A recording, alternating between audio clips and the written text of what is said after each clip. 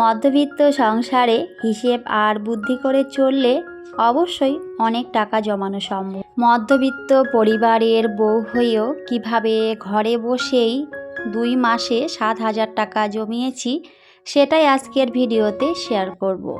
I hope ভিডিওটি সবার কাছে অনেক বেশি ভালো লাগবে আর অবশ্যই উপকারে আসবে। তো পুরো ভিডিও দেখার অনুরোধ রইল।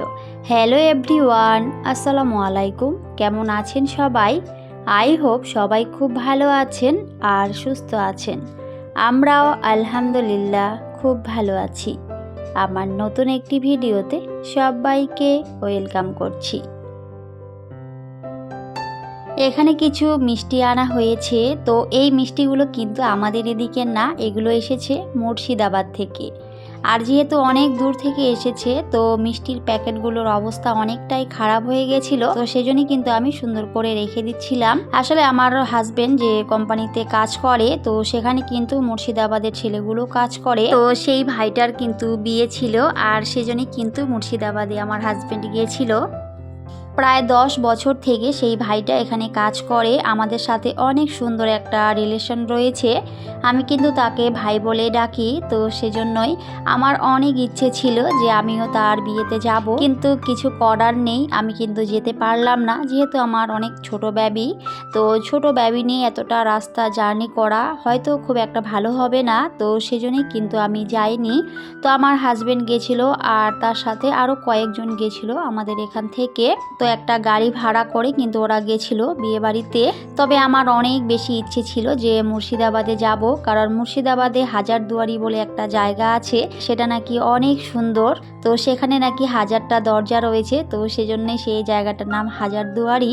তো আমার সেটা দেখার অনেক শখ ছিল, ইচ্ছে ছিল। তো আসলে আমার মতে যে কোনো জিনিসের প্রতি খুব একটা বেশি আশা করতে নেই। বেশি আশা করলে দেখবেন সেই জিনিসটা আর কখনোই হয় না পূরণ। তো সেজন্যই হয়তো আমার আশা করাটা অনেকটাই বেশি হয়ে গেছিল আর সেজন্যই আমি হয়তো মুর্শিদাবাদ যেতে পারলাম না। তবে ইচ্ছে আছে যাওয়ার। তো দেখি আমার মেয়ে আগে বড় হোক, তো দেখি কবে যেতে পারি। যদি আল্লাহ নিয়ে যায় তাহলে হয়তো অবশ্যই একদিন যেতে পারবো। তো মুর্শিদাবাদ থেকে কিন্তু মিষ্টিগুলো এনেছিল আর ওদিকে কিন্তু মিষ্টির অনেক কম দাম, আমাদের এদিকে যেমন অনেক বেশি দাম। ওই মিষ্টিগুলোর আমাদের এদিকে 10 থেকে 15 টাকা করে নিয়ে নিত, কিন্তু ওইদিকে ওগুলোর দাম ছিল 5 থেকে 6 টাকা, তো এর বেশি কিন্তু নেয়নি। আর খেতেও কিন্তু অনেক বেশি টেস্টি ছিল। তো কিছুটা কিন্তু আগেই খাওয়া হয়ে গেছিল আর বাকিটা কিন্তু তারপরে আমি সুন্দর করে রেখে দিয়েছিলাম। তো যাই হোক, তারপরে কিন্তু আমি ডিমগুলো সুন্দর করে ধুয়ে রেখেছিলাম। আসলে এর আগের ভিডিওতে হয়তো দেখিয়েছিলাম যে ওই 1 পাতা ডিম আনা হয়েছে। আমার ডিমটা অনেক বেশি দরকার হয়, তো সেজন্যই কিন্তু নিয়ে আসে। তো আমি সুন্দর করে ধুয়ে তারপরে কিন্তু রেখে দিয়েছিলাম। আর এভাবে ধুয়ে ফ্রিজে রাখলে কিন্তু অনেক বেশি ভালো হয়, কারণ ডিমের মধ্যে অনেক রকমের নোংরা থাকে। আর এমনি যদি ফ্রিজে রেখে দিই তাহলে কিন্তু ফ্রিজে বিভিন্ন ধরনের খাবার থাকে, এতে কিন্তু বিভিন্ন ধরনের রোগ হতে পারে। তো অবশ্যই আমাদের সমস্ত কিছু ভেবেই একটা সংসারে কিন্তু চলা উচিত।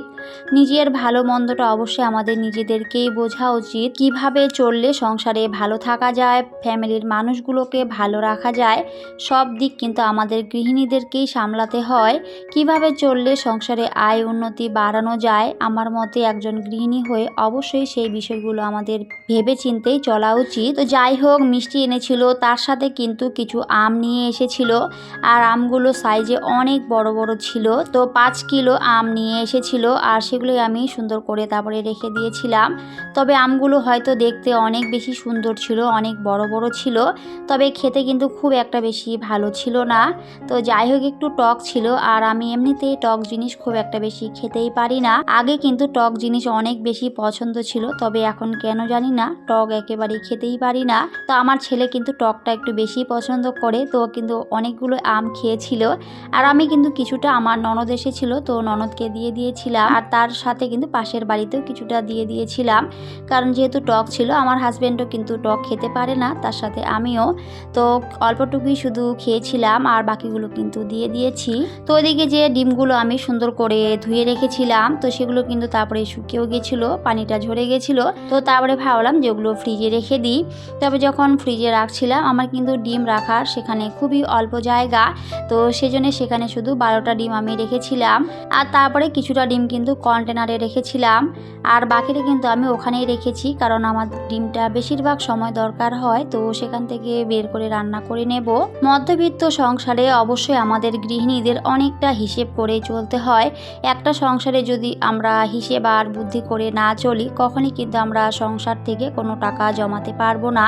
শুধুমাত্র আমাদের খরচটাই কিন্তু বেশি হয়ে যাবে, কারণ এখন যে পরিমাণে জিনিসপত্রের দাম, সেখানে অবশ্যই আমাদের একটু হিসেবি হতে হবে, বুদ্ধিমতী হতে হবে, তাহলে কিন্তু একটা সংসারে আমরা অনেক বেশি ভালো থাকতে পারবো। তো যাই হোক, আমি ভিডিওর প্রথমে যে কথাটি বলেছি আমি কিভাবে 2 মাসে 7,000 টাকা জমিয়েছি, তো সেটাই এখন একটু শেয়ার করছি। আসলে অনেকের কাছে টাকা জমানোটা অনেক কঠিন, তবে অনেকের কাছে অনেক সহজ। চাইলেই আমরা কিন্তু টাকা জমাতে পারি, তবে সেটার জন্য আমাদের প্রচুর পরিশ্রম করতে হবে, বুদ্ধি করে চলতে হবে। পরিশ্রম না করলে বা কষ্ট না করলে কখনোই আপনি কোনো কিছু করতে পারবেন না। তো আমি হয়তো কষ্ট করেছি বলেই এই টাকাটা আজকে জমাতে পেরেছি।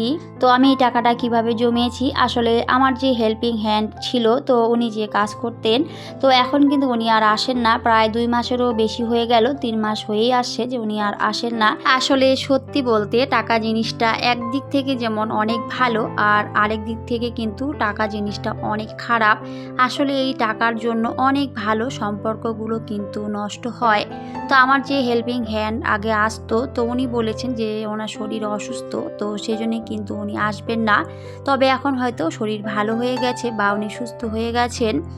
তো কয়েকদিন আগে আমি জানতে পারলাম যে উনি অন্য আরেকটা বাড়িতে কাজ করেন। তো কথাটা শোনার পরে আমার অনেক বেশি কষ্ট হয়েছিল, কারণ উনি কিন্তু বলেছেন যে আমি যখন সুস্থ হয়ে যাব তখন কিন্তু আবার আসব। তো এখন শুনলাম যে উনি অন্য একটা বাড়িতে কাজ করেন, আর সেখানে নাকি ওনাকে একটু বেশি টাকা দেওয়া হয়। আসলে ওই যে বললাম, আসলে টাকার জন্যই কিন্তু অনেক ভালো সম্পর্কগুলো নষ্ট হয়ে যায়। টাকা ছাড়া এই পৃথিবীতে সত্যি কোনো কিছুরই মূল্য নেই, ভালোবাসা তো অনেক দূরের কথা। তো আমার মতে সময় থাকতে অবশ্যই সবাইকে টাকা জমিয়ে রাখা উচিত। তবে একদিক দিয়ে হয়তো ভালোই হয়েছে, তো কেন ভালো হয়েছে সেটা এখন অবশ্যই বলবো। ওনাকে কিন্তু মাসে 3,500 টাকা করে দেওয়া হতো। তো আমার হাজবেন্ডকে বলেছিলাম যে উনি যেহেতু আসেন না, তো সংসারের সমস্ত কাজ যেহেতু আমি করি, তো অবশ্যই যেন টাকাটা আমাকে দেয়। আসলে আমার টাকাটা অনেক বেশি দরকার ছিল, সংসারের অনেক কিছু কেনাকাটা করার বাকি আছে। তো টাকাটা কিন্তু আমার হাজবেন্ডের কাছ থেকে আমি নিয়েছিলাম। তো এর আগের মাসে কিন্তু 3,500 টাকা নিয়েছি। তো আমি কিন্তু জুন মাসে 3,500 টাকা নিয়েছিলাম, আর তার সাথে জুলাই মাসে 3,500, তো টোটাল কিন্তু 7,000 টাকা আমি নিয়েছি। আসলে এই টাকাটা দিয়ে আমি আমার সংসারের কিছু কেনাকাটা করব, তো সেজন্য কিন্তু নিয়েছি। আর যেহেতু এখন আমার হেল্পিং হ্যান্ড আসে না, তো সেজন্য কিন্তু সেই টাকাটা এখন আমার হয়ে গেল। আর হেল্পিং হ্যান্ড আসলে টাকাটা অবশ্যই তাকে দিতে হতো। তো যেহেতু উনি আসেন না, সমস্ত কাজ কিন্তু আমাকেই করতে হয়, অনেকটা কষ্ট হয়, পরিশ্রম হয়। তো ওই যে বললাম, কষ্ট না করলে, পরিশ্রম না করলে কখনই কিন্তু টাকা জমানো সম্ভব নয়। তো ওনাকে কিন্তু এই টাকাটা দিয়ে দিতে হতো। তো যেহেতু ওনাকে টাকাটা দেওয়া হয়নি, তো ভাবলাম যে এই টাকাটা আমার একটা কাজে লাগাবো। তো আমার হাজবেন্ডের কাছ থেকে কিন্তু আমি নিয়েছি, আর সেটা অবশ্যই সংসারের কাজেই লাগাবো। তো আমার এই বুদ্ধিটা কেমন লেগেছে কমেন্ট করে জানাতে পারেন। আসলে বুদ্ধি করে না চললে তো সংসারে হয় না, সংসারে অনেক কেনাকাটা থাকে, তো সেগুলো তো চাইলে সব সময় কেনা সম্ভব হয় না। আর যদি উনি আসতেন তাহলে তো ওনাকে টাকাটা দিতেই হতো। তো সেই জন্য হাজবেন্ডকে বলেছি যে যেহেতু উনি আসেন না, তো অবশ্যই টাকাটা যেন আমাকেই দেয়। তো সেই জন্যই কিন্তু দিয়েছে। যাই হোক, টাকাটা কিন্তু অবশ্যই আমি আমার সংসারের জন্য খরচ করব। তো অনেকে রয়েছে যে হয়তো নিজে কাজ করতে পারে, তাও হয়তো হেল্পিং হ্যান্ড রাখে, আর এতে কিন্তু অনেক টাকা দিতে হয়। তো এই যে দেখো, আমার কিন্তু 2 মাসে আমি 7,000 টাকা জমাতে পেরেছি সংসারের কাজগুলো নিজে করে। হয়তো একটু কষ্ট হয়, তো যাই হোক, আসলে কষ্ট না করলে কিন্তু কখনোই আপনি টাকা জমাতে পারবেন না। তো আমি কিভাবে টাকাটা জমিয়েছি তো শেয়ার করলাম। তো আপনারাও চাইলে এভাবে হেল্পিং হ্যান্ড না রেখে সে টাকাটা অবশ্যই আপনারাই কিন্তু নিতে পারেন, আপনারাই কিন্তু জমাতে পারেন। আর এভাবে কিন্তু জমাতে জমাতে একটা সময় অনেক টাকা হয়ে যাবে, আর সেই টাকাটা দিয়ে অবশ্যই আপনার ছোট ছোট স্বপ্নগুলো পূরণ করতে পারবেন। তো হয়তো অনেকের কাছে বিষয় বিষয়টা ভালো নাও লাগতে পারে, তবে আমার কাছে তো অনেক বেশি ভালো লেগেছে, কারণ আমি 2 মাসে এখানে 7,000 টাকা জমাতে পেরেছি। তো সেজন্যই আমার কাছে অনেক বেশি ভালো লেগেছে। তো যদি কারো কাছে ভালো লাগে অবশ্যই টিপসটি ফলো করতে পারেন। দেখবেন প্রত্যেক মাসে যদি এভাবে 3,500 টাকা জমাতে পারেন তাহলে তো অনেক টাকা বছর শেষে কিন্তু আপনি জমাতে পারবেন। সংসারে বুদ্ধি আর হিসেব করে না চললে কিন্তু কখনোই সংসারের আয় উন্নতি আসে না। তো আমার মতে এভাবেই কিন্তু চলা উচিত। কষ্ট করবেন, দেখবেন জীবনে অনেক বেশি ভালো থাকতে পারবেন। তো যাই হোক, তারপরে আমার বাবার বাড়ি থেকে একটা কাঁঠাল পাঠিয়েছিল, তো সেটা একটু শেয়ার করেছিলাম। আর কিছু কালো কচু, তো কালো কচুগুলো কিন্তু আমার বাবার বাড়ি থেকে পাঠায়নি, তো ওগুলো একটা দাদি দিয়ে গেছিলো, সেগুলো কিন্তু আমি তারপরে সুন্দর করে কেটে নিয়েছিলাম। আর কালো কচু কিন্তু শরীরের পক্ষে অনেক বেশি উপকার, এটা হয়তো আমরা কম বেশি সবাই জানি। তো আমি কিন্তু কিছুটা রান্না করে নেব, তো সেজন্য কিন্তু সুন্দর করে কেটে নিচ্ছিলাম। আর কিছুটা কিন্তু রেখে দিয়েছি, কারণ ওখানে অনেকগুলোই ছিল। আর যেহেতু আমরা খুবই অল্প মানুষ, তো সেই জন্য বেশি রান্না করলে আবার পরে নষ্ট হয়ে যাবে। তো কিছুটা রেখে দিলাম, পরবর্তীতে সেটা আবার রান্না করে নেব। কারণ ওই যে যখন কাঁঠাল খাবো, তো কাঁঠালের বিচি দিয়ে ওই কয়েকটা কিন্তু ওখানে আমি রান্না করে নেব। তো সেই জন্যই কিন্তু সেগুলো রেখে দিয়েছি, আর বাকিটা কিন্তু আমি আজকে রান্না করে নেব। আর আমি কিন্তু শুটকি মাছ দিয়ে রান্না করব, চিংড়ি মাছের শুটকি। চিংড়ি মাছের শুটকি দিয়ে যে কোনো তরকারি রান্না করলে অনেক বেশি টেস্টি হয় খেতে। তো আজকে কিন্তু সেটাই রান্না করে নেব। তো এদিকে আমার জিরে শেষ হয়ে গেছিলো, তো অনেকগুলোই জিরে আনা হয়েছিল, তো সেগুলো আমি একটু ভেজে নিয়েছিলাম হালকা করে। আর হালকা করে ভেজে নিয়ে তারপরে কিন্তু আমি গুঁড়ো করে নিয়েছি ব্লেন্ডারে। তো সেটাই আমি সুন্দর করে তারপরে বয়ামের মধ্যে ভরে রেখে দিলাম। একটা সংসারে অনেক কাজ থাকে, তবে আমরা যদি বুদ্ধি করে কাজগুলো করি একটার পাশাপাশি আরেকটা, তাহলে কিন্তু কাজগুলো খুব তাড়াতাড়ি কমপ্লিট হয়ে যায়। আমি কিন্তু আমার সংসারের কাজগুলো এভাবেই বুদ্ধি করে করি, আর সেজন্য হয়তো খুব তাড়াতাড়ি কাজগুলো কমপ্লিটও হয়ে যায়। ওদিকে আমার হলুদটাও শেষ হয়ে গেছিলো, তো তারপরে কিন্তু আমি হলুদটাও ভরে রেখে দিলাম। আর রান্না করতে আসলে তো মশলাগুলোর আগে দরকার হয়, আর রান্না করার সময় যদি এসে দেখি যে মশলাগুলো নেই, তখন কিন্তু অনেক বেশি রাগ হয়। তো সেজন্য চেষ্টা করি যে আগের থেকে সব কিছু সুন্দর করে রেডি করে রাখার, যাতে রান্নার সময় আমার খুব একটা বেশি ঝামেলা না হয়, বের করে নিয়ে শুধু রান্নাগুলো করতে পারি। তো সেজন্য কিন্তু আমি বেশিরভাগ সময় রাত্রিবেলায় কাজগুলো করে রাখার চেষ্টা করি, তাহলে কিন্তু সকালে আমার খুব একটা বেশি ঝামেলা হয় না। তো যাই হোক, এতক্ষণ পর্যন্ত যারা আমার ভিডিওটি দেখছেন কিন্তু একটি লাইক দিতে ভুলে গিয়েছেন, প্লিজ একটি লাইক দিয়ে ভিডিওটি কন্টিনিউ করবেন।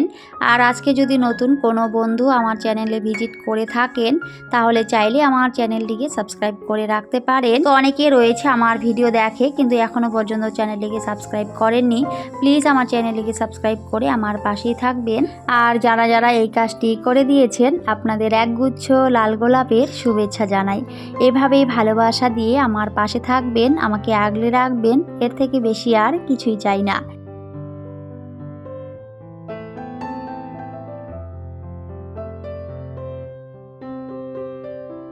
তো যাই হোক, তারপরে কিন্তু খাওয়া দাওয়া কমপ্লিট হয়ে গেছিলো, সেগুলো আর শেয়ার করা হয়নি। তো খাওয়ার পরে ভাবলাম একটু আম কেটে নিই, যেহেতু আমগুলো এনেছিল, তো সেজন্যই কিন্তু কেটেছিলাম। তবে আমি খুব একটা বেশি খেতে পারিনি, কারণ আমগুলো একটু টক ছিল, তো সেজন্যই অল্পই খেয়েছিলাম। আর বাকিটা কিন্তু আমার আবির খেয়ে নিয়েছিল। তো সবাই খুব ভালো থাকবেন, সুস্থ থাকবেন, সবাইকে টাটা, আল্লাহ হাফেজ। দেখা হবে পরের অন্য কোনো একটি ভিডিওতে।